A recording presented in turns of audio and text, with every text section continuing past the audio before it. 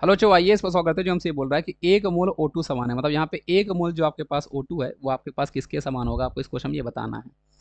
तो एक मोल O2 जो हमारे पास होगा बच्चों, है ना, जैसे हमारे पास यहाँ पे एक मोल आपके पास यहाँ पे O2 है, तो एक मोल कहने का मतलब आपके पास क्या हो जाएगा बच्चों,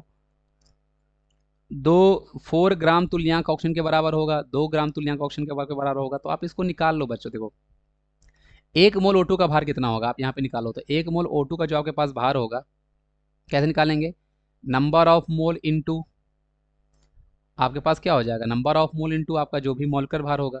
तो जैसे मॉलिक्यूलर वेट, अब O2 का उसने एक मोल बोला है और वो 32 होगा, तो आपके पास ये 32 ग्राम आ गया। अब आपको यहाँ पे देखना है ऐसा कौन सा गैस है जहाँ पे 32 आएगा। अब उसने तुल्यांक ऑप्शन बोला, देखो ग्राम तुल्यांक। अब आपको पता है बच्चों कि हमारे पास जो आपके पास ग्राम तुल्यांक होता है, तो ग्राम तुल्यांक आपके पास क्या होता है बच्चों, वो आपके पास होता है हमारे पास बच्चों जो भी आपके पास होगा भार, और डिवाइड बाय हमारे पास बच्चों आपके पास होता है तुल्यांकी भार। ऐसे तो हम लोग निकालते हैं तुल्यांकी भार, ऐसे हम ग्राम तुल्यांक निकालते हैं। अब आप सभी ऑप्शन को निकाल के देखो किस केस में बराबर आ जाएगा। जैसे यहाँ पे देखो आपके पास 4 उसने ग्राम तुल्यांक बोला है, आप उसका भार निकालो, और ऑप्शन का तुल्यांकी भार बच्चों 8 होता है, तो 8 चौक को 32, तो 32 आपका यहाँ पर आ गया। तो ये आपका सही जवाब इस क्वेश्चन को हो जाएगा।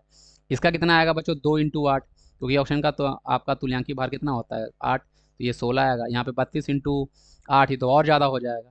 तो आई होप आप इस चीज़ को समझ गए हो, क्योंकि ग्राम तुल्यांक हमारे पास भार डिवाइड बाय तुल्यांकी भार होता है, और ऑप्शन का तुल्यांकी भार कैसे निकालोगे, उसका भार 16, एन फैक्टर उसका 2, तो आपके पास हो जाएगा 8 आ जाएगा। O2 का भी उतना ही होगा। जैसे O2 का जब आप निकालोगे तो O2 का आपके पास 32 होगा, और इसका एन फैक्टर बच्चों आपके पास 4 होगा, तो ये भी आपके पास 8 ही आएगा। तो ये ध्यान रखना, कंफ्यूज मत होना कि सर O और O2 में अंतर हो जाएगा, कुछ नहीं। दोनों के तुल्यांकी भार बच्चों आपके पास 8 ही रहने वाला है। आई होप आप इस चीज़ को समझ पा रहे हो कि बच्चों इस क्वेश्चन का सही जवाब आपके पास ऑप्शन नंबर ए है। Thank you.